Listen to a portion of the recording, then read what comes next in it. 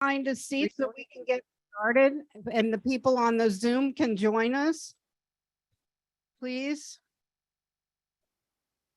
Would honorees please come to the front tables so you won't have so far to walk?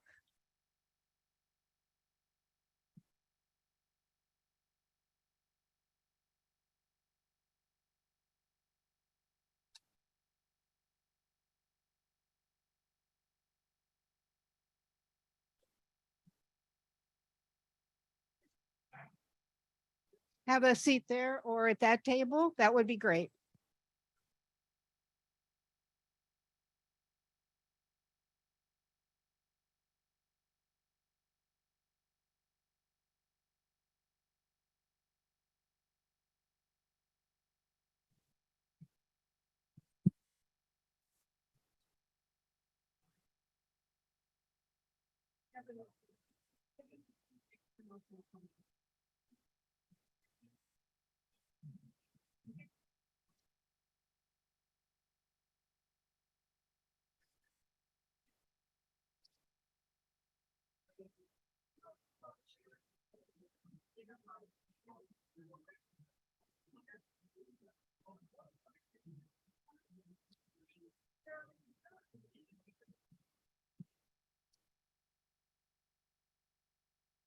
I hope Stephanie's ready. Okay, please. Shh.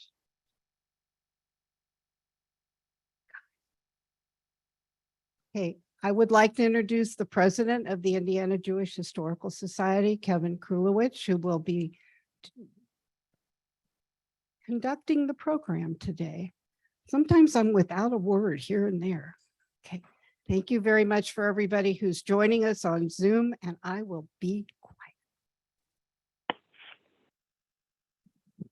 Welcome, everybody. I'm going to apologize in advance for a little bit of a scratchy voice, but a negative COVID test and a negative strep culture tells me I'm safe to be amongst you. So thank you so much for joining us here today for the 7th annual Hoosier Jewish Legends Award recognition ceremony. We are so pleased that we are able to gather here together in person. As many of you longtime supporters know, we've been conducting the Legends Award ceremony via virtual Zoom. For those who couldn't make it here in person, we're glad you're here in spirit, and thank you for attending today. First, I'd like to thank our Hoosier Jewish Legends Committee for all their hard work in continuing this wonderful recognition program. If you are here today, committee members, you don't have to stand, but if you could throw a hand up or something acknowledging your recognition. Gail Halprin, Sheila Greenwald, Barbara Goldman. Is Barbara sitting out at the table? Maybe everyone will shout out to Barbara. Rochelle Greenwald, Stephanie Delat. Stephanie up in the room up there. Marsha Goldstein. Marsha may also be out at the table. Alan Gilbert, Lori Katz in the back. Hey, Lori. Lori Moss, Sarianne Warner. I know Sarianne's here. Outside as well. Leslie Katz. There's Leslie and Elaine Zuckerman. So again, thank you to all of the committee members. Thank you also to our judges panel who did the work of scoring all of the many applications that were submitted from around the state and in selecting this year. We'd also like to thank and acknowledge the Greater Indianapolis Jewish Federation, which is a co-sponsor of today's award ceremonies.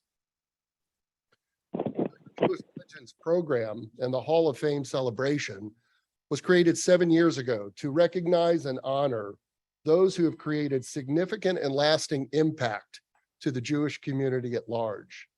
Both Jewish and non-Jewish award recognees from both professional, faith-based, and secular communities add to the legacy of our Jewish experience here in Indiana. It is only fitting and appropriate to recognize their many contributions to our continued and prosperity. So again, we'd like to acknowledge and thank the Legends awardees. For those of you who are not members or are not familiar with the Indiana Jewish Historical Society, as Sheila mentioned, I am the current president. We are organized as a statewide Historical Society. We are headquartered here in Indianapolis. In a moment, I'll be introducing our executive director, but we appreciate and recognize that the breadth and depth of the Jewish experience exists all throughout the state of Indiana. And so we work to collect, publish, and share the stories of the Hoosier Jewish experience, both from generations past, but through it today and into the future, to ensure our legacy is as strong as ever. On that note, I'd like to bring up and introduce Michael Brown, our Executive Director of the IJHS.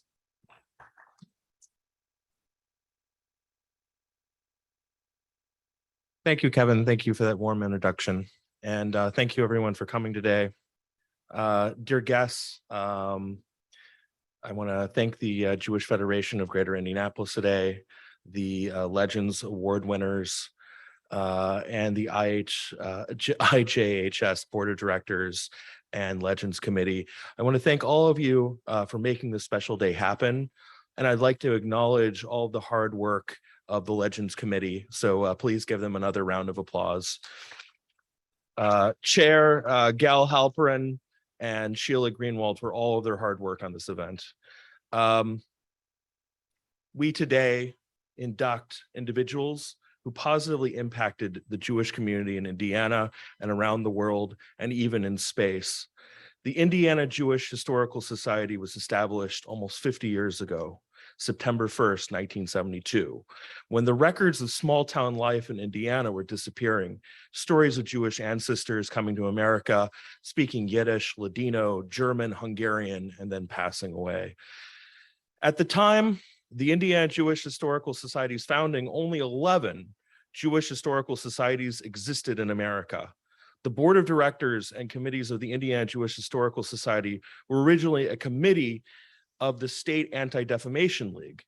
In its infancy, our first executive director, Joe Levine, got the ball rolling, securing an office in Fort Wayne to begin archival collections and started to write and publish our early publications, which we still produce to this day. At its peak, the Indiana Jewish Historical Society reached 830 members by the mid-1980s. If the Indiana Jewish Historical Society had not been founded, it would be likely that many of our histories of our Jewish communal life here in Indiana would have disappeared and would have been lost to future generations. At the age of 65, when many others were enjoying retirement, Joe Levine traveled all over the state of Indiana, working many hours to save Indiana's Jewish past. He was quoted as saying in 1990, "Young people should know of the many contributions Jews have made to America and Jewish life."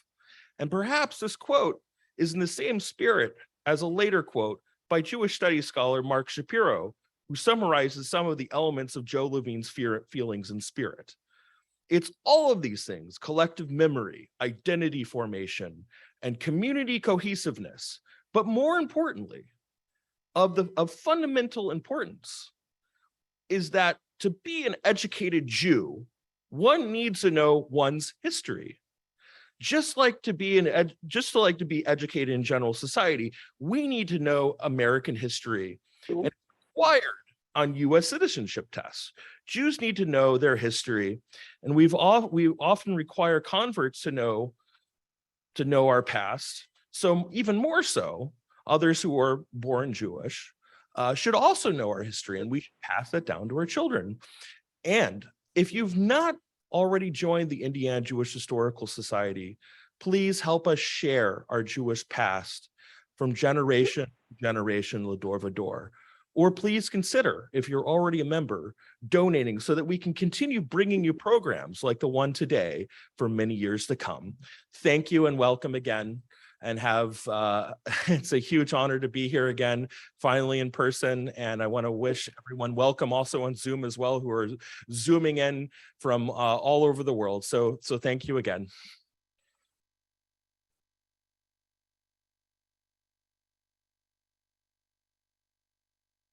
Before we get started recognizing this year's class of Hoosier Jewish Legends, I'd like to acknowledge some past honorees who are in attendance today. Rabbi Sandy and Dennis Sasso, Marcia Goldstein. I'm having trouble reading this one, but I think it says Sheila Greenwald. And of course, Joan Wolf. As Michael mentioned, and as you can prominently see displayed on all of your tables, our publications are available for purchase today. So if you'd like copies that are not represented, just let us know. We'll make sure for $10 a book. They make wonderful Hanukkah gifts, not too early to start your shopping. Before we begin the formal presentation, I'd like to remind everybody, those of you on Zoom, you can keep your phones on, ringers, but those of you in attendance, please silence your ringers.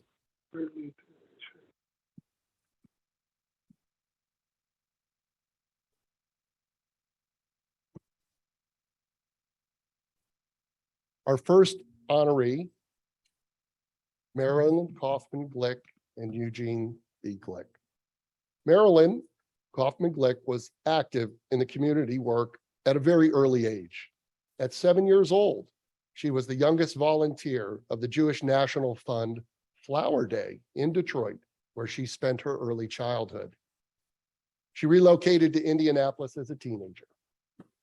Jewish causes were a particular passion for Marilyn, serving on the boards of the Temple Sisterhood, the National Council of Jewish Women, Hadassah, and the president of the Borenstein Home Guild, now the Hooverwood Guild. She made substantial personal leadership contributions to the Indiana State Symphony Society and its Young Audiences program, and founded the People of Vision in Indiana. Marilyn began collecting glass art in the 1980s and became one of the nation's most noted collectors. Her artistic interests have been reflected in donations to the Indianapolis Art Center and its Marilyn K. Glick School of Art. Governor Evan Bayh appointed Marilyn to the Indiana Arts Commission, where she served for 8 years.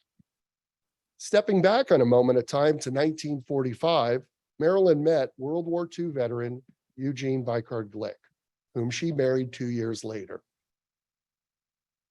Gene was born and raised in Indianapolis, and after graduation from Indiana University with a bachelor's degree in business, he enlisted in the U.S. Army, and while serving, received many medals of honor. However, he was nearly killed in the Battle of the Bulge, which greatly affected his outlook on life.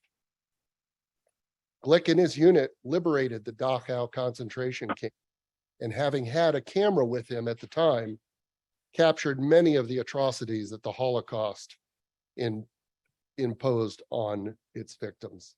He later donated those photos to the U.S. Holocaust Memorial Museum and Emory University. Upon returning from home, Gene founded the GI Loans Department at People's Bank.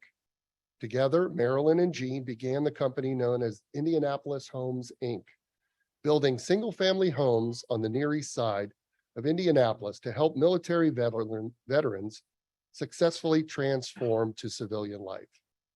Eventually, in 1962, it became the Gene B. Glick Company, a property management and multifamily housing development company, with an emphasis on low-income housing using Section 8 funding. It is one of the largest privately owned firms in the apartment industry, both within the state as well as nationally. The couple has 4 daughters, Mary Ann Glick, Arlene Grandy, Alice Meshbane, and Linda Schwartz. The Glicks raised their family here in Indianapolis and continue to reside there the rest of their lives. The Glicks' philanthropic efforts focused on education, healthcare, affordable housing for low-income families, community support services, and the arts.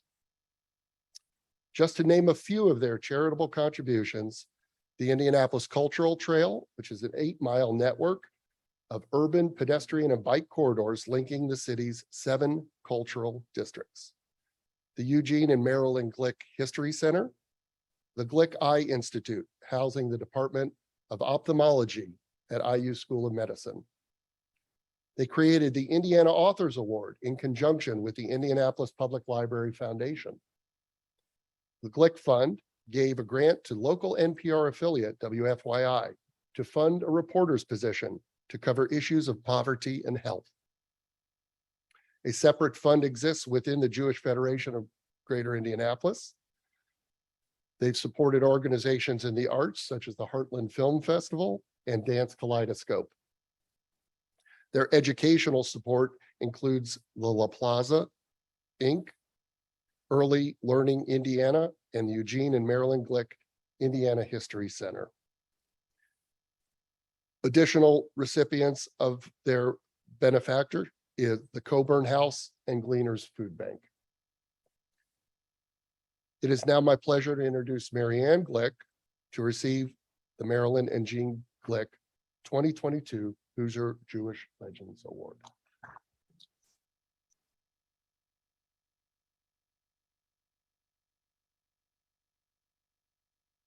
Thanks so much.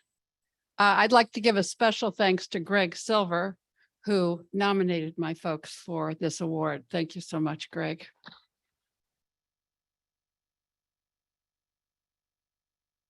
Well, if Mom and Dad were here, they would be very thrilled with this honor. Their Jewish faith was extremely important to both of them. My mom was raised in a conservative bordering on Orthodox home, and those values were transferred to her children. Our foundation board recently had a retreat, and this is the first time that my parents' grandchildren were included in the foundation activities. And we had done a values exercise shortly before the retreat.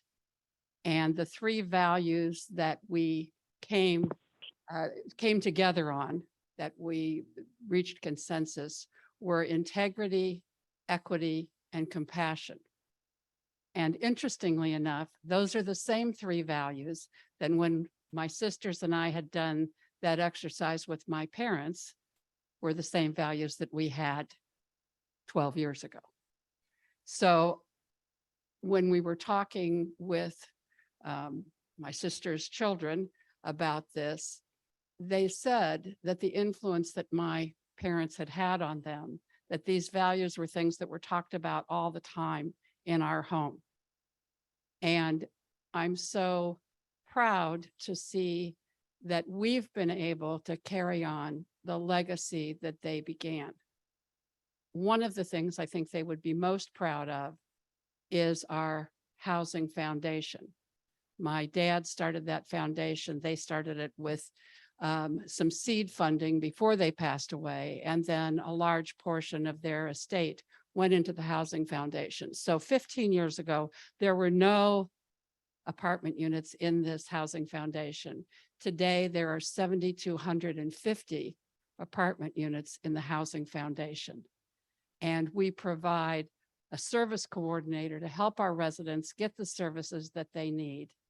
And I'm really proud that starting tomorrow, we will be working with an organization called Family Scholar House to further train our service coordinators to assist single moms who are interested in getting post-secondary education to achieve that goal, which will have a ripple effect on them and their children. And I think that that's something that both of my parents would be very, very proud of. So thank you so much for this honor, and God bless you.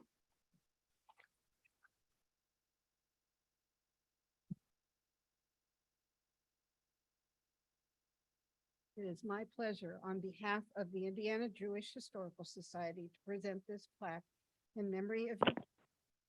And to just let you know that we are so proud of them. And I know that you are proud and that you will continue their work. That's right. Thank you. Thank you. Thank you. Thank you so much.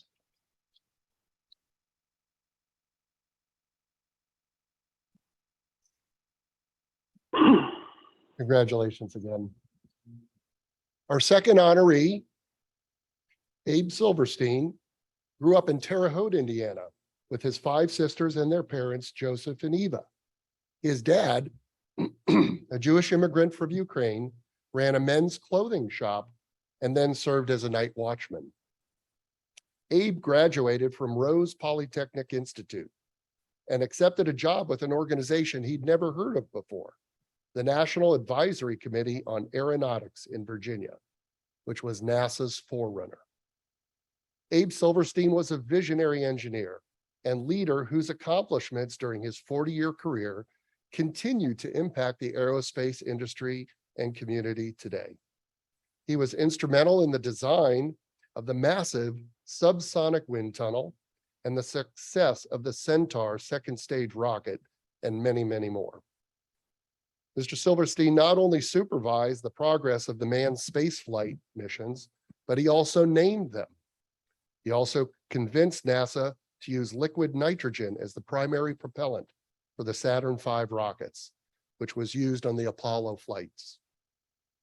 The National Aviation Hall of Fame labeled him the father of the Apollo missions when they inducted him in 2014 into their annals. In 1991, he was given the honorary degree from Rose-Hulman Institute in recognition of his support. He planned the first 3 manned spaceflight programs, the Gemini, Mercury, and Apollo missions, with astronauts Neil Armstrong and Buzz Aldrin landing on the moon July 20th, 1969. Abe was a great leader, an engineer who planned the US space program, but he was also a great humanitarian in founding the Jewish temple on the west side of Cleveland, where he moved in the 1950s, while serving as director of the NASA Glenn Research Center. He spearheaded the Cleveland Council on Soviet Anti-Semitism, a grassroots organization educating about the plight of Soviet Jews from 1963 to 1983. As the first such group in the world, it later became the International Soviet Jewry Movement, which helped thousands of Jews from Soviet persecution. Abe died on June 1st, 2001, at the age of 92, the architect of the US space program.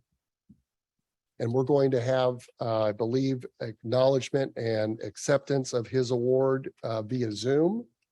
And so we will cut to that feed here. Norm Linsky will be accepting the award.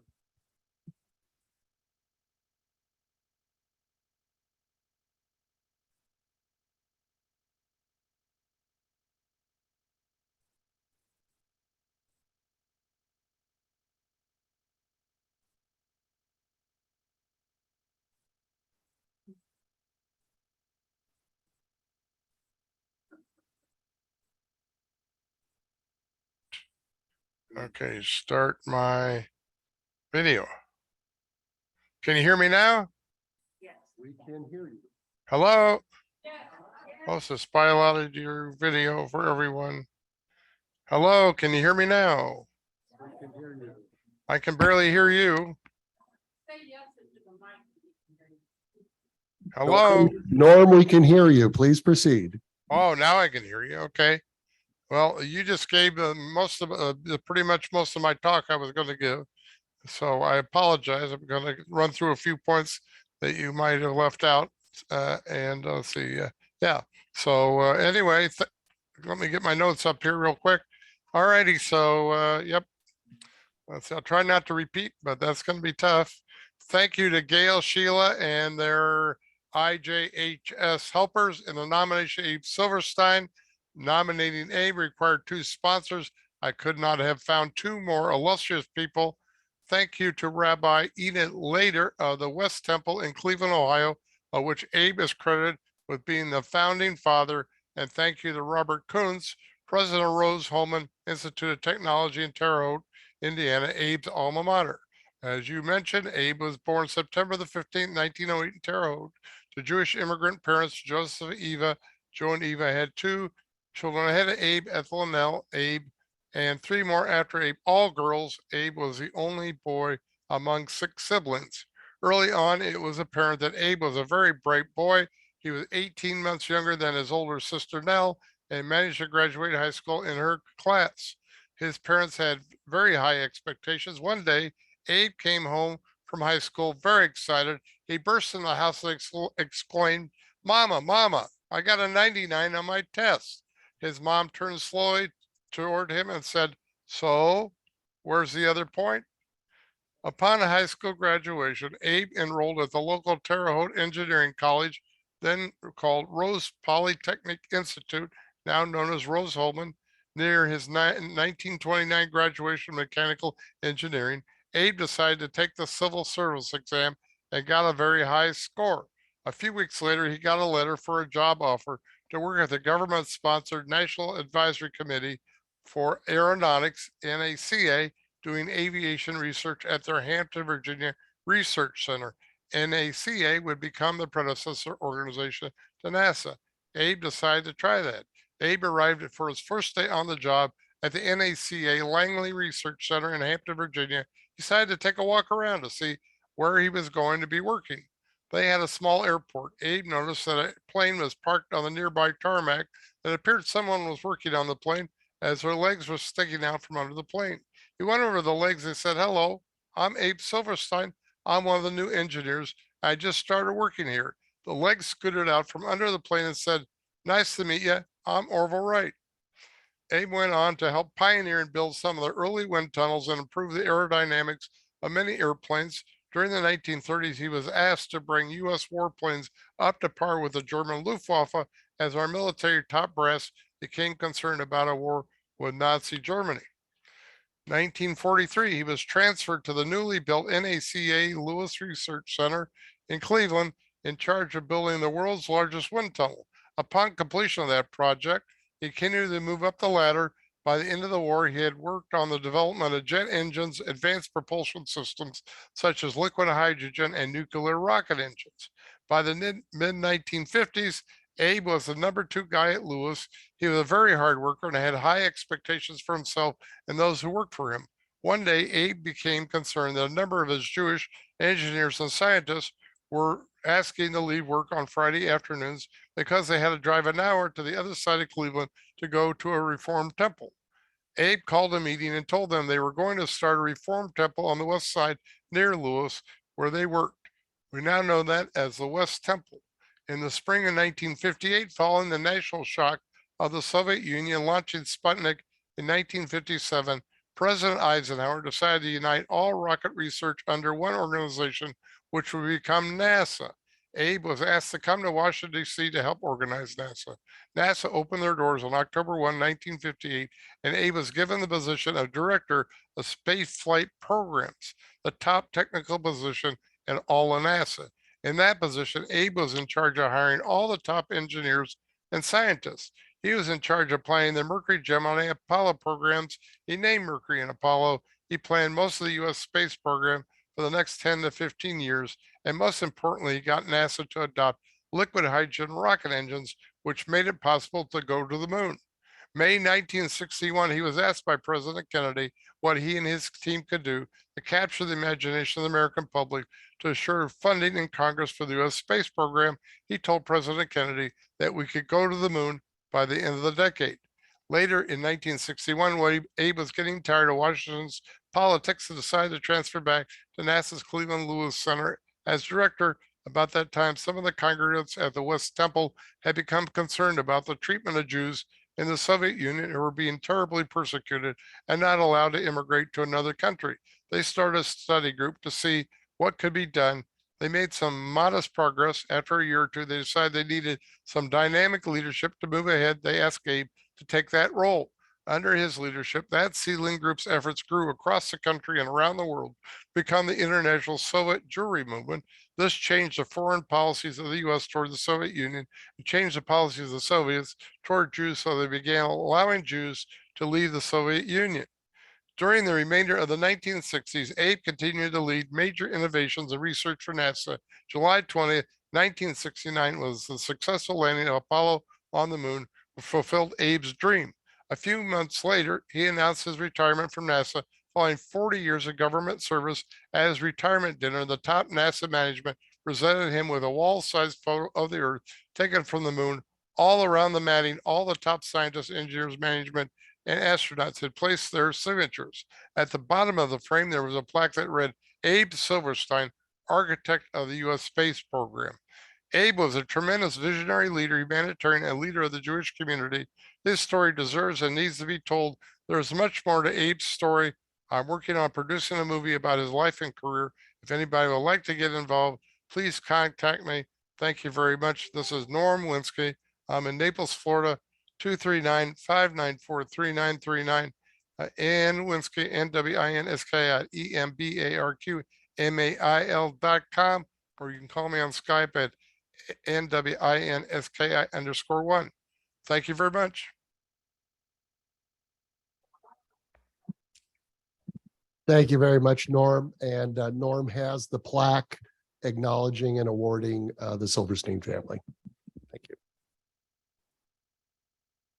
Our next honoree, Dr. Mark Haston of blessed memory, was a visionary leader, an engineer, as well as an entrepreneur in a myriad of businesses, including banking, real estate, and healthcare. Mark often focused his philanthropic interest on education, and he was chairman of the board during Touro University's most significant period of growth. He helped Touro launch its Western Division in California and Nevada, and was a major contributor to the establishment of Touro's Lander College for Women, the Anna Ruth and Mark Haston School in Manhattan. Mark was born in 1927 in Poland. He and his family survived World War II. He fought with the Polish Brigade of the Red Army against the Nazis on the Eastern Front during World War II and participated in the liberation of the concentration camp in Poland. He joined the Israel Defense Forces in 1948 and participated for 2 years in Israel's War of Independence. He married Anna Ruth in 1952, and they emigrated to the US in 1953. He went to school in 1959 and earned a BS degree in mechanical engineering. He then spent 9 years working for General Mills in Minneapolis, inventing and designing products and machines that produced the bendable straw, Cheetos, Pringles, and Bugles. They moved to Indianapolis in 1968. With no Jewish day school in Indianapolis, the Haston brothers decided to create one. And the Haston Hebrew Academy was formed and opened in 1971. Mark was also appointed by Governor Evan Bayh as chairman of the Indiana Department of Financial Institutions.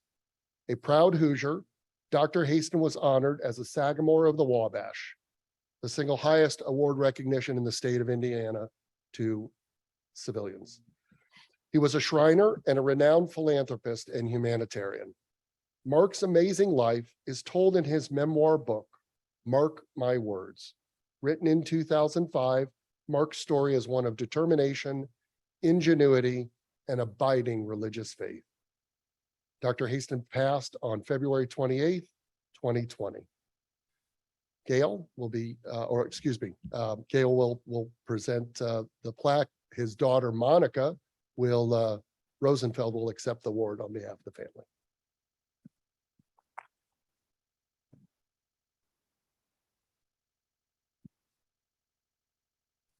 Good afternoon. It's a pleasure to be here. I do think that this award is long overdue. Our father passed away right before COVID hit.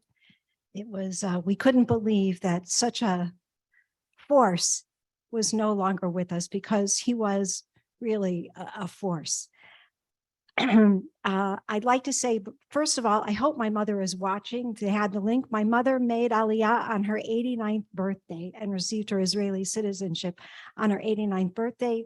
And please God, she's watching, and she should have many more years of health.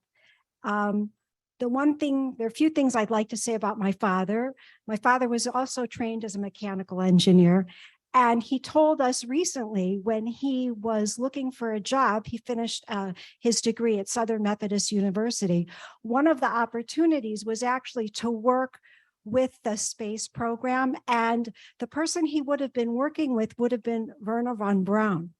And my father said, I'm not going to work with Wernher von Braun. He did not want to do that. And so one of the jobs that was offered to him in Minneapolis, where my mother's family was for General Mills, and he had seen people hungry, and he felt it was very important. Food production, that's something that I can get behind to make sure that people are fed. Very important to him.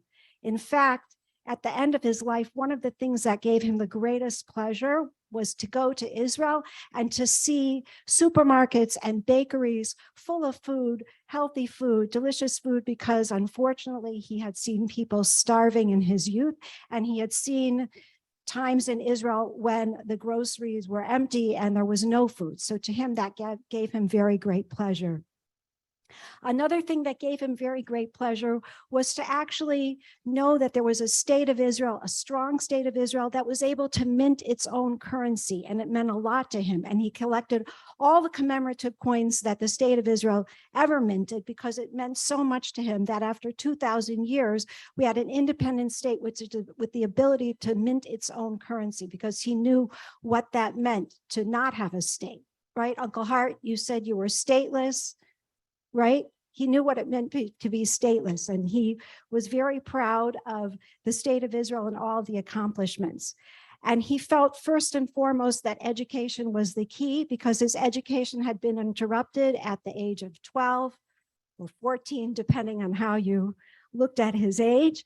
And he felt it was very important. And for this, we really have to give my mother, Anna Ruth, Salanga Yarn, she should live and be well, tremendous credit, because they could have chosen a different path, and my mother certainly sacrificed for my father to go back and get his engineering degree after only having about an 8th grade education. He didn't speak English, and he flunked the first year. It took him another 4 years to finish. My mother used to help him with his homework, type his papers. There were times when he was the only person that had the problem solved correctly, because my mother was the one that helped him and actually helped him get his homework done. And he did graduate, by the way. He finished 8th in his class in the School of Engineering without any, in fact, one time the teacher said, you know, you seem like you're bright, you seem like you understand the material, but unfortunately you haven't handed any work in, and I'm going to have to flunk you. It was about 6 weeks before the end of the semester. And my father said, what do you mean? And he said, don't you know these on the side of the board here, it's written, these are the pages and these are the homework that you're supposed to do, which all of us growing up in a school system here would know, but my father didn't know that. So my father sat up with my mother, and in 6 weeks, they completed the whole semester, and he finished very well. So education was very key to them, and certainly having a Jewish education, because it's not enough to look back at our history. We have to be prepared for the future. You cannot be an educated Jew if you don't provide for the future generations. That's what Lador Vador really means. And the Hebrew Academy of Indianapolis actually has this organization beat by 2 years, because we started even earlier, and we're celebrating, God willing, this week. And I just think it's a wonderful thing that we're gathered here together. And I thank you very much. Thank you.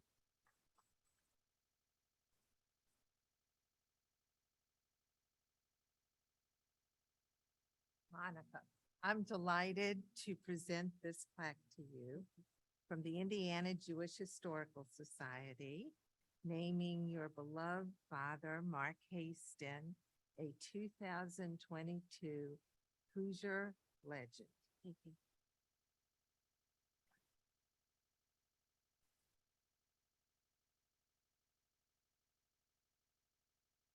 Congratulations, Monica and the whole Haston family. I wonder who's next. Hart Haston was born in 1931 and is a post-war Jewish phenomenon. One of the sole survivors of his boyhood shtetl in Poland, he arrived in the US as a refugee and overcame the odds to forge a new life of unparalleled success in business and as an internationally respected Jewish community leader. An insider within the Israeli political power system, he enjoyed a 25-year relationship with his mentor, Nobel Prize statesman and Prime Minister Menachem Begin. He began working in Minneapolis for the Bemis Paper Company in 1961 and was transferred to Indianapolis in 1989 to save that company's division from going under. This helped him rise to the top levels of finance and industry. His life story, I Shall Not Die, published in 2002, tells it all. From arriving penniless in the US to becoming an integral part of the community at large, not only giving of his wealth, but also of his time and knowledge. Hart had personal insights from his close relationships with Israeli and Jewish leaders such as Ariel Sharon, Elie Wiesel, and Benjamin Netanyahu. Hart has been recognized locally, nationally, and internationally, and he was named a Sagamore of the Wabash by the state of Indiana. He and his wife Simona were married July 30th, 1961, and are the parents of 3 children. Hart was one of the founders of the Haston Hebrew Academy, and I want to quote Miriam Gettinger, principal, that the school's mission was to produce future leaders of the Jewish community locally and globally, and that vision was to inspire the next generation to communal involvement as knowledgeable, articulate, and passionate Jews. In the 50 years since its founding, the school has delivered high-quality Jewish and secular education to thousands of children. Hart Haston is a driving force and has the strength and commitment as a world leader, and that has defined him as a serious and observant Jew and as a man. Accepting the award, Mr. Hart Haston.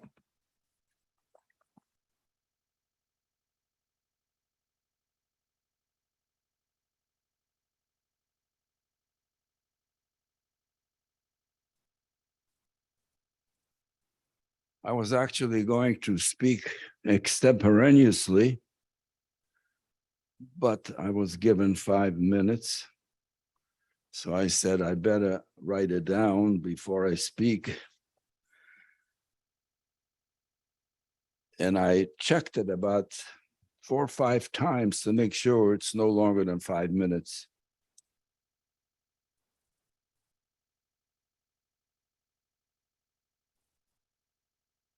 I am the oldest here, I can tell you that. You knew when I was born.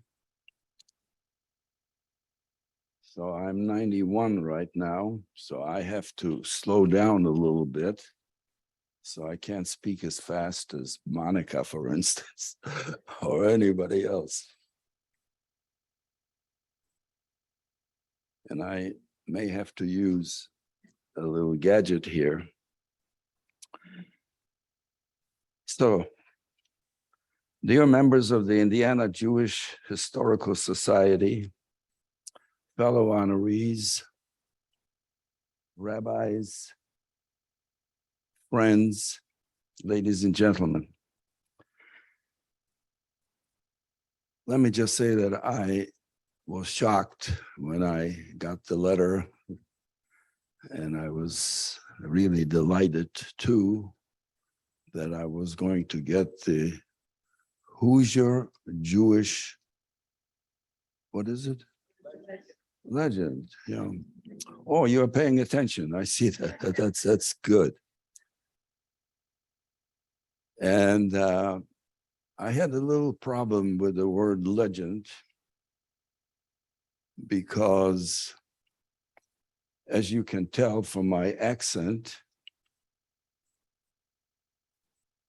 that I wasn't born here. So I looked it up.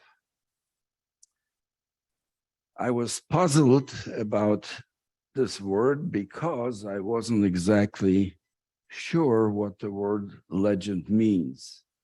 Some of you may have suspected already that my English has a little bit of an accent. English is my 7th language, but I'm not going to mention them all because I only have 5 minutes, remember? So those who would like to know about the 6 languages. See me a little bit later. I'll talk to you about the other 6. So I looked up the word legend.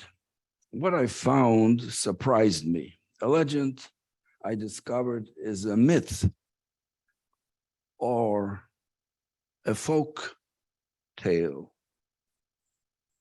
In Yiddish, it's a Bubbemeise. I see you understand Yiddish. That's wonderful. Like it's like a Bubbemeise is like the golem in Prague. Those may have seen it or heard about it. Or something like Paul Bunyan, that's a myth. Those were not real people. But as far as I know, I am not a work of fiction. You can see that. So that can't be right, can't be the meaning in this context. So a legend is also a little box on the corner of a map that tells you the map scale, like 1 inch equals 10 miles. But who uses maps nowadays? Everyone carries a GPS, so maps because of the, hence no legends. That can't be me, so I still kept looking. Finally, I came upon an acceptable meaning for the word legend. A legend also refers to the traditions of a people. Now, that one I really liked.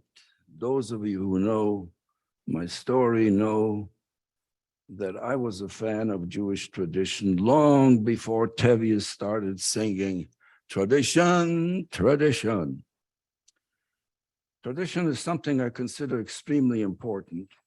It's something I've tried to do my entire life. So, by trying to pass on our heritage and our traditions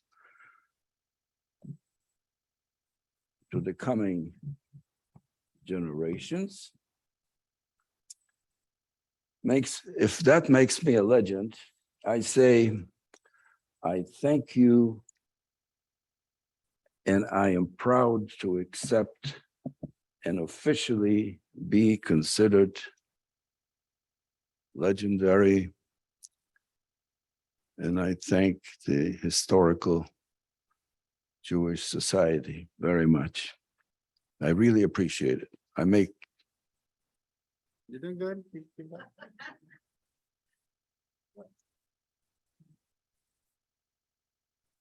You ready to accept? Or you got some more? No, to go? no, I have a long ways to go. This Ah. is, Yeah, I just didn't want to get yelled at by Sheila, so I'll just stand.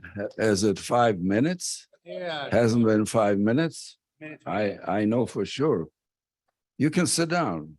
Let.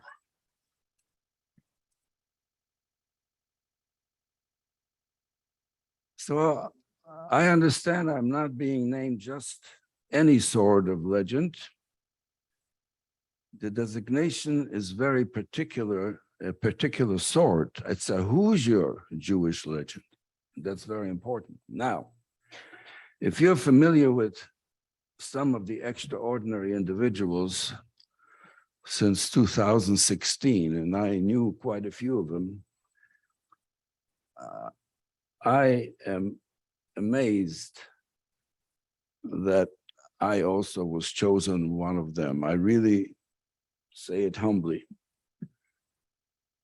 I heard the word Hoosier when I arrived to Indianapolis in the exactly in 1964 from Minneapolis.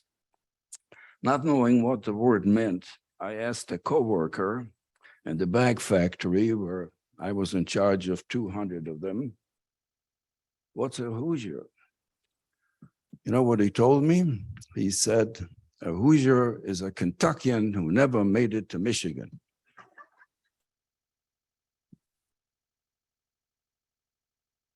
I didn't think it was funny. So a few weeks later, when I met many of my employees, I realized that more than half of them came from Kentucky. So now I'm beginning started to understand, that what it meant. By the way, the others were from Tennessee.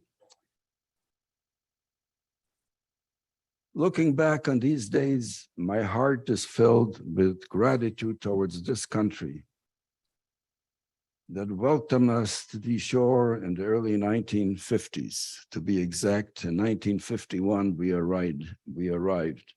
After our family was ravaged by the horrors of the Holocaust, we waited more than 5 years languishing in various European DP camps, and I'm sure you know what it means, displaced persons camps, until the Polish quota allowed us to enter America as legal immigrants.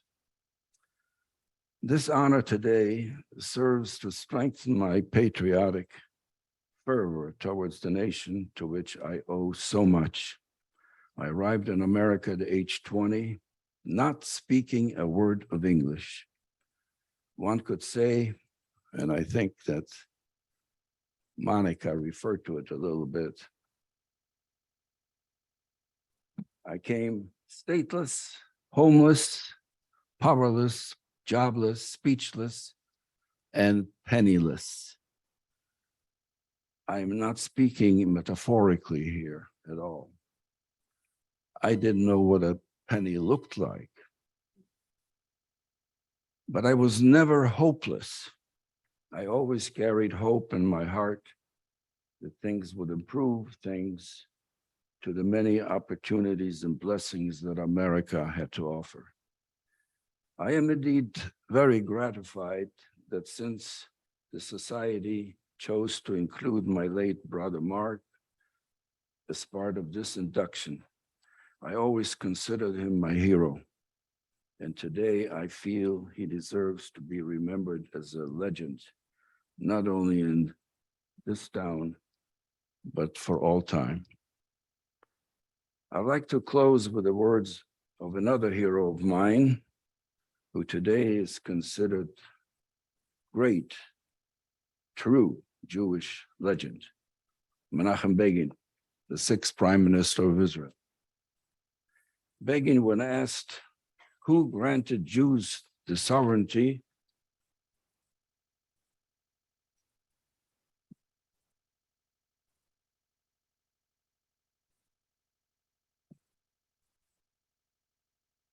I'll get it. It's still, is it 5 minutes? The sovereignty over the land of Israel, and for Israel the right to exist, responded this way. He didn't like to hear when people asking about Israel, whether they have a right to exist. So I quote him directly. We were granted the right to exist by the God of our fathers at the glimmer of the dawn of human civilization, nearly 4,000 years ago. For that right, which has been sanctified in Jewish blood from generation to generation, we have paid a price unparalleled in the annals of the nations. End of quote. So, on behalf of my brother Mark and myself, a sincere thanks to those who nominated us, and thanks to the Indiana Jewish Historical Society for this wonderful, unforgettable honor. May God bless you all.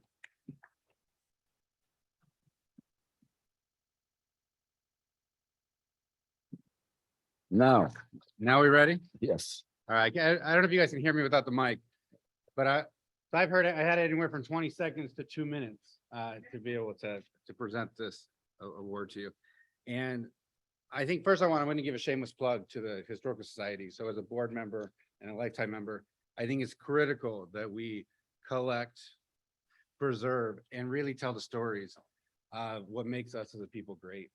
I know I was telling Hart a few years ago, because I've had the pleasure of him being my mentor for the last 2 years, that it's key for all generations to have role models to look up to. And he's also one where, I had to watch my words, is also my personal hero. As he knows, there's got a really great story between Hart and Menachem Begin. I'm not using the word idol, so I'm going to park that over here, but hero, I think says a lot. And I also think legend. The legend is something you aspire to.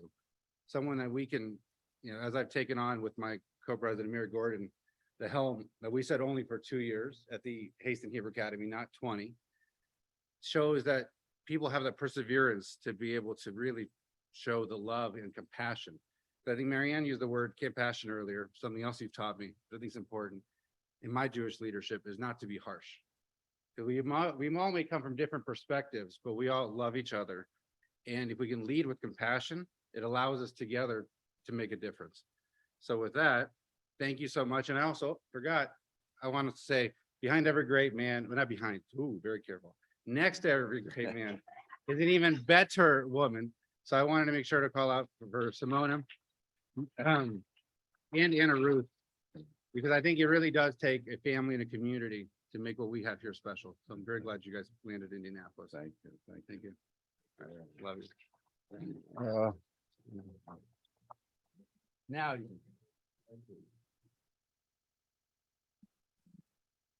Thank you, everybody. I'd like to continue today's honoree recognition with Dr. Marcia Goldstone. Dr. Marcia Goldstone was born and raised in the Bronx, New York. She received her BS in psychology from Rutgers University and her PhD in clinical psychology from Purdue University. After receiving her PhD, she was an associate professor of psychology at Ball State University. In 1977, she was named executive director of the Indianapolis Jewish Community Relations Council. During her 35 years at JCRC, Marcia was the face and voice of the Indianapolis Jewish community. She worked to combat anti-Semitism, educate the public about issues like the Holocaust and Soviet Jewry, and advocate for public policy and legislation that promoted and protected Jewish interests. Building support for a strong U.S.-Israel relationship was also an important part of her job. Mickey and Janie Maurer collaborated with Marcia on a project that lasted 20 years, a study mission to Israel for non-Jewish leaders. The mission educated leaders in the non-Jewish community on Israel's importance and its place in the world. Marcia is an organizer and an outstanding communicator, unlike somebody else we know. She reached out to interfaith leadership, civic agencies, as well as political and governmental officials. In addition, she was a member of the local Jewish clergy and professionals group, collaborating and assisting her colleagues in Indianapolis and throughout the state. In 1993, Marcia received the Frank H. Newman Award. Marcia and her late husband, Dr. Jerry Goldstone, were a dynamic duo. They have 2 sons, Peter and Shelley, and in her well-deserved retirement, Marcia is enjoying spending as much time as possible with her sons and their families, which include her daughter-in-law, Ryan, and her grandchildren, Sam, Rachel, Gabby, Maya, and Alex. Rabbi Dennis and Sandy Sasso wrote, "The Jewish community of Indianapolis and the Jewish community relations field nationally bear the indelible imprint of Marcia Goldstone's professionalism, expertise, and passion. She is indeed a treasure and a legend of Jewish life." Marcia, it's a pleasure to introduce you as our recipient of the 2022 Hoosier Jewish Legends Award.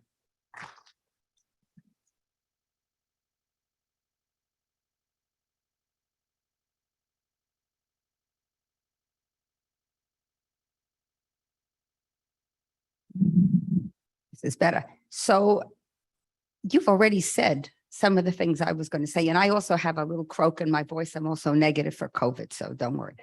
I want to, first of all, express my appreciation to everyone who was responsible for this totally unexpected recognition, because honestly, it seems to me like I've only just done my job. Only to me, it was never really just a job. It was a calling. It really was a calling. And you have already, this community has already given me an extraordinary gift.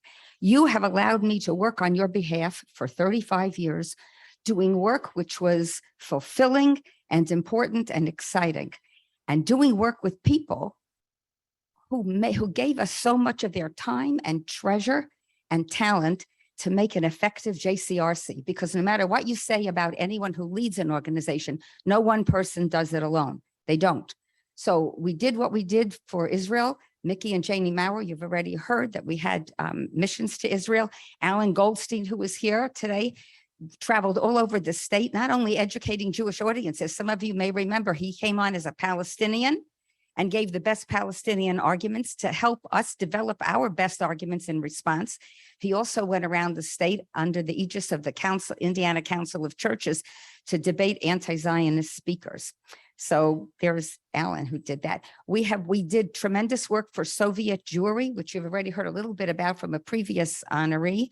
Judy Sosin and Ellen Katzman developed a poster that was actually adopted by the National Conference on Soviet Jewry to be their national poster. I mean, you cannot do it alone. It's all of these people. Lori Moss, we did a NORC, a naturally occurring retirement community that we got tons of money from Congress. It was good pork. At that time, senators and congressmen had some extra money they could target to individual programs in their districts. And we created a NORC with Jewish Family Service and Lori Moss. We couldn't have done it alone. So all of these things which we've done, fighting for Soviet Jews, fighting for Israel, against anti-Semitism, for church-state separation. Our director of legislative affairs was our registered lobbyist in the State House, so that the voice of JCRC was always there, contributing to the conversation at the State House. So all of that, I want to spend the last few minutes that I have talking about something else, because I can't help it. This is like who I am. This is why the job was so good for me. Jews who arrived to America, our parents, you heard from Hart, our grandparents, our great-grandparents, for them, and it was coming to this country was an encounter with liberation. It was an encounter with liberation. And this is the issue that we have before us right now. Because everything that we've done through all the years to make life better for our community here and for people across the state, all of that is good and important. But we are now tested as we have never been tested. Autocracy is on the march worldwide, and we are now in the midst of a profound crisis in American identity, questioning the value of our institutions, questioning the very mode of our thinking, whether liberal democracy is really the force that can help build and maintain societies. According to NPR, 64% of us believe U.S. democracy is in crisis and in danger of failing. According to the last poll from Quinnipiac, 76% of us think political instability inside the country is a bigger threat to our democracy than any potential external threat. And 26% of us believe that the 2020 election was actually fraudulent. So these same purveyors of lies, misinformation is the polite term, they're busy in a lot of states, including our own, erecting legislative barriers between voters and the poll booth. And not content with that, they're pushing to empower individual state legislatures to select electors without regard to the actual vote, without regard to the way the actual voters in their state votes. And there is a hard right majority now on the Supreme Court that demonstrates more than a small willingness to help those enterprises, all in the service of white Christian supremacy, which sees democracy as an obstacle. There's a survey by a CIA advisory panel which scores political stability in countries around the world. We're now ranked a 5. We were always a 10. We're now ranked a 5, which is halfway between an authoritarian country and a democracy. So if you're not sufficiently concerned, let me emphasize that according to this metric, we are no longer considered a peer to New Zealand or Switzerland or Costa Rica or Canada or Japan.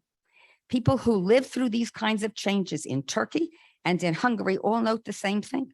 When you're living through it, you don't realize all of it.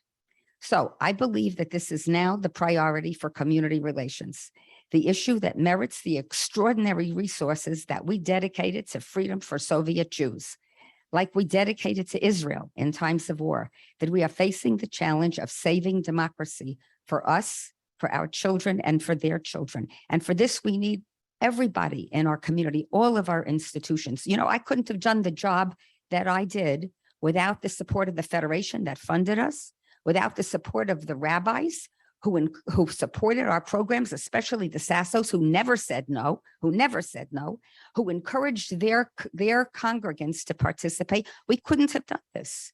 We just couldn't have done it. So I really hope that in the coming year or two, we will dedicate all of the communal resources that we have to preserving democracy. So after signing the Declaration of Independence, it was recorded that Dr. Benjamin Franklin was asked, well, what have we got? A republic or a monarchy? A republic, he replied. We can all say the last term, right? If you can keep it. And now is the time of our testing. Can we keep it? Can we keep it? So on that happy note.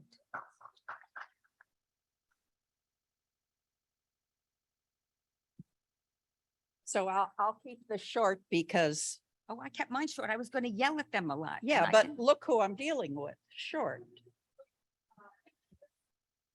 So we've said a lot of nice things about Marcia, but you know, she can be terrifying, absolutely terrifying.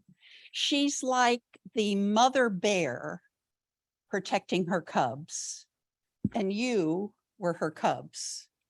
She was there for all of us when she was dealing with anti-Semitism, dealing with the state of Israel. She defined community relations, not only in Indianapolis, but really nationwide. I wanted to just make sure that I introduced her son, Peter, and granddaughter, Rachel, who've come in from Boston. The rest of her family was here just last week, but couldn't stay because her daughter-in-law had an obligation with work and her grandchildren had to get to school. In the meantime, I'd like to call up the rest of her posse, Judy Sosin and Karen Goldstein. Just come up here. You don't have to say a word. You're going to help present. We have been friends for years and years and years. And I hope we consider ourselves one. So Oh, I don't want to cry. please, yeah, come here, move over. In the middle, yeah. And I just wrote down a few words that I think describe Marcia. Whip smart, an innovator, passionate, and dedicated. If you can think of anything else, you can shout it out, or you can tell her when you congratulate her. Heart don't Congratulations, say. Marcia.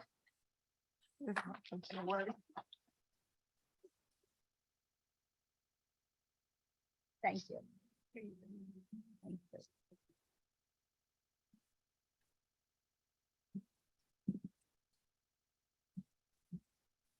That brings us to our final recognition award presented today. I'd like all of you to join me in honoring Ted Green. Ted was born in Carmel, California. I think I pronounced that correctly, as opposed to the other Carmel, and spent most of his youth in Madison, Wisconsin. He graduated with a bachelor's in history from Princeton University and then enrolled in Northwestern University to pursue a master's in journalism. The first 10 years of his career, he spent as a sports copy editor and a deputy sports editor for the Cincinnati Enquirer, the Miami Herald, and the Indianapolis Star. In 2001, Ted and his wife, Jenny, had twin daughters, Anna and Dylan, and moved to Indianapolis when Jenny accepted a job as an editor with the Star. Ted was a stay-at-home dad, penning his first and only novel. In 2004, he joined the Star's copy desk, where he worked with sports writers and did special projects. It was as a result of these projects that Ted began telling stories via video, which made him realize doing this type of media gave him much joy. In late 2010, he left the Indianapolis Star to pursue filmmaking full-time. Ted researches, writes the documentaries, is involved with direction and is the narrator. Lloyd Wright, CEO of WFYI, wrote, "From the time of his initial documentary, it was obvious that Ted had a way of telling a story that would connect with the audience. WFYI provides a lot of support, including personnel and facilities. Ted is the proud partner with the Indianapolis PBS affiliate. He has won numerous awards, including regional Emmys for his documentaries and recognitions locally and nationally for his written journalism." Ted created the Emmy Award-winning documentary Ava, A7063, about a previous Hoosier Jewish legend, Ava Kor. Because of the film's huge success and the impact of the Ava education and outreach program was created, consisting of the film, a teacher's guide, and Ava's children's book, Surviving the Angel of Death, was provided free to every middle school and high school and public library in the state of Indiana. Pre-pandemic, Ted brought the virtual reality tour of Auschwitz, narrated by Ava, to thousands of students in classrooms statewide.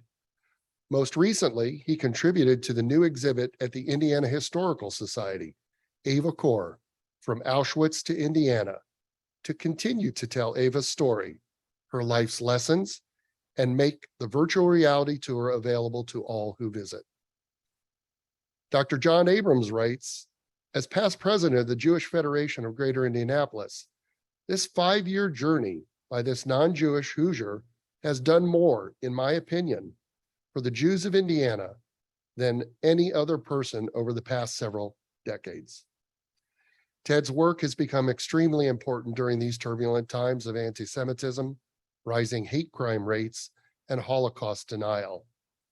Ava's message of forgiveness, perseverance, tolerance, survival, and overcoming life's adversity remain alive today, despite Ava's passing, because of a true friend of the Jewish people, Ted Green.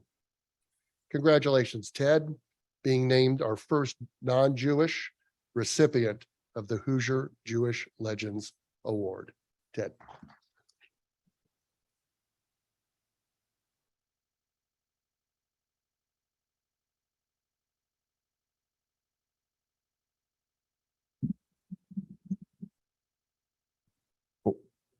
Hello, everyone, and thank you so much, Kevin. I have to say, I'm still kind of pinching myself about this whole thing. When Dr. John Abrams first told me one random day at the Illinois Street Food Emporium, my jaw kind of hit the table. I mean, first, I didn't even know this was possible. You guys sure you don't think my name's Greenberg? All right. And then to learn that I am indeed the first non-Jew to be honored by this wonderful organization. And then to see my name mentioned in the same sentence as Marcia Goldstone and Abe Silverstein and the Hastings and the Glicks. It's pretty overwhelming. I'd like to give a special shout out to the Glick family, who have been so supportive of my work over the years, very much including the Eva Kor project, but not just that one. And Arlene and Tom were at the Indianapolis premiere of my latest film just a few days ago. Very honored by that. Thank you very much. But okay, my deepest thanks here goes to John for nominating me, and to all of the great folks who wrote support letters, including Deborah Barton Grant and Governor Eric Holcomb. Thanks to Graham Honecker here today for introducing me to the world of Eva. Thanks to former WFY President Lloyd Wright for greenlighting the project, despite some folks at the station initially leaning the other way. And thanks to Dr. Alex Kor for being my right hand throughout. How far that little one-off project has come with the incredible exhibit at the Indiana Historical Society, and with the beautiful downtown mural that John spearheaded, and the Eva education program that is actually spreading nationally now via PBS Learning Media. It's all beyond anything that we dreamed of. And it all serves, I'd like to believe, I'd like to hope, to get new generations answering Eva's challenge, to think of one thing you can do to make the world a better place. Of course, Eva's signature act, which can be an elephant in the room, especially in a room like this, is her forgiveness. In the film, I made it a point not to denounce it or support it. I just laid it out there, the pros and cons, and let viewers draw their own conclusions. Because of course, it's a very, very personal thing. And honestly, even after all this time, I still don't know exactly how I feel about it. Perhaps it's just a little bit beyond me. Perhaps it's because I'll never know what Eva and her family and the families of several people here today. I will never fully understand how awful that experience must have been. But for several years, I was uniquely positioned to see some of the nuances of Eva's forgiveness, how it affected her and how it was viewed by others. I'll be brief, but I'd like to share a few snapshots of what I saw. The first came in Israel. We took a film crew there with Eva for several reasons, but probably the biggest was to interview the Chengari twins, the last people alive from Eva's barrack at Auschwitz. The Chengaris grew extremely close with Eva and her twin Miriam. And in fact, it was their mother, the Chengari's mother, who was able to get them all home after liberation, which was quite a task.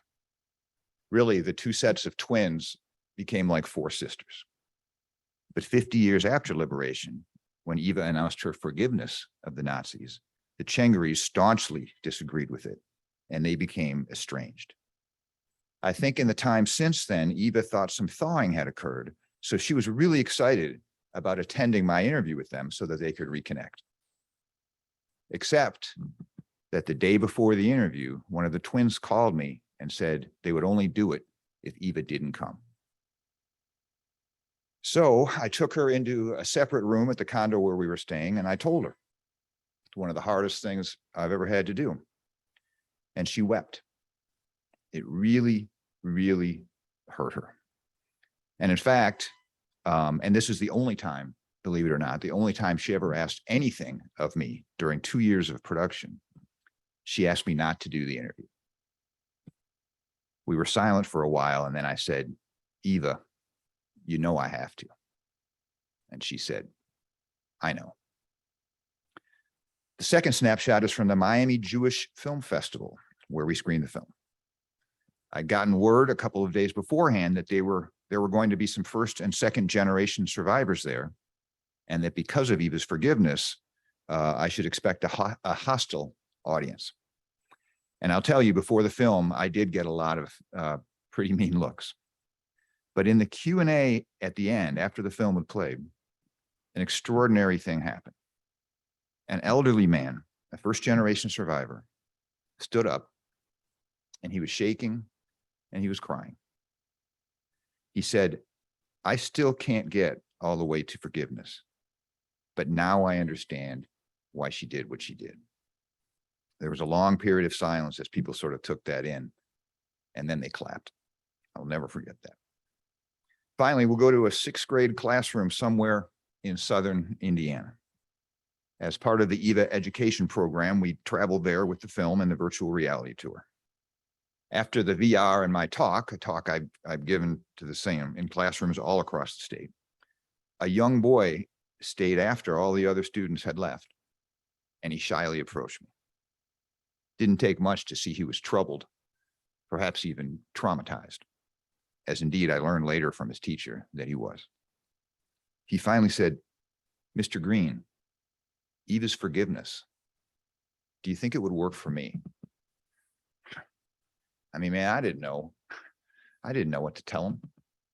I ended up saying, I honestly don't know if it will or if it won't, but I can tell you 100% that it'll work for her. He nodded, smiled just a little bit, and left. I don't know, but I'd like to think that Eva gave that little boy some hope. Eva was an incredibly complex, complicated person, far more so than the simple headline, survivor who forgave the Nazis. So much can be learned from her life and teachings. And I would like to commend John, Graham, Lloyd, and especially Alex for doing so much to keep that legacy alive, to keep her teaching, not only in this town, but around the world. That I got to play a role in that, it's pretty neat. It's pretty special. And I'll also say that despite some misgivings about Eva's forgiveness, the support I received from the Jewish Federation of Greater Indianapolis, from the Jewish population here in general, was incredibly generous. Deborah Barton Grant let me know early on that had I done this project 20 years earlier, that wouldn't have been the case. I don't know exactly what that says, but it says something. Thanks again to my dear friend, Dr. John Abrams and the Indiana Jewish Historical Society for this extraordinary and most unexpected. I think I get the most unexpected, okay? And the most unexpected honor. I will be forever grateful, especially that I get to receive it with my beautiful wife, Jenny, in attendance. Thank you. Thank you all very much.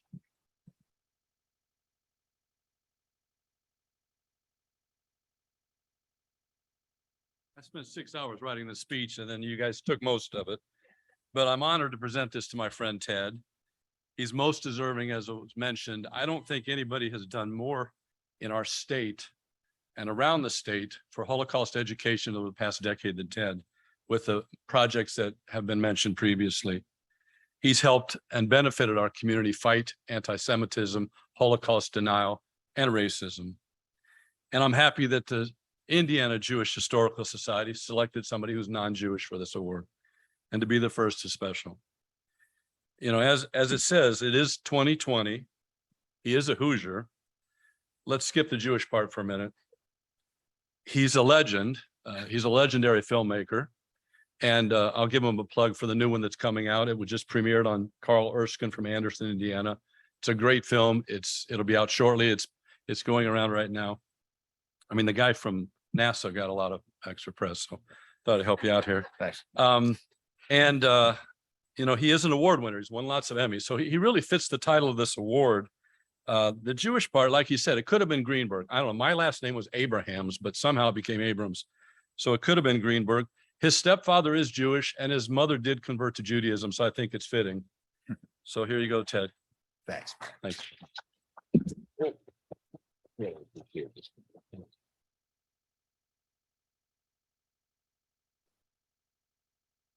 Well, with that wonderful presentation, we've reached the end of our awards ceremony for this year's 2022 Hoosier Jewish Legends honorees.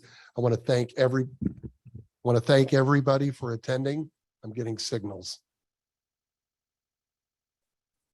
After the conclusion of my remarks, which will be almost momentarily, we'd like to get all of the honorees together for a group picture.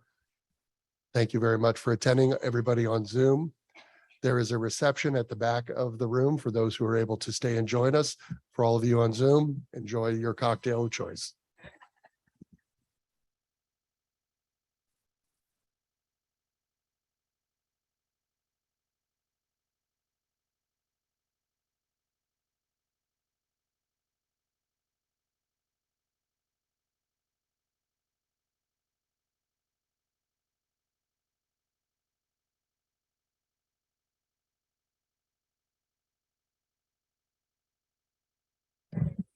Dr. Kelvin would like to get everybody's picture over here to the right of the dais.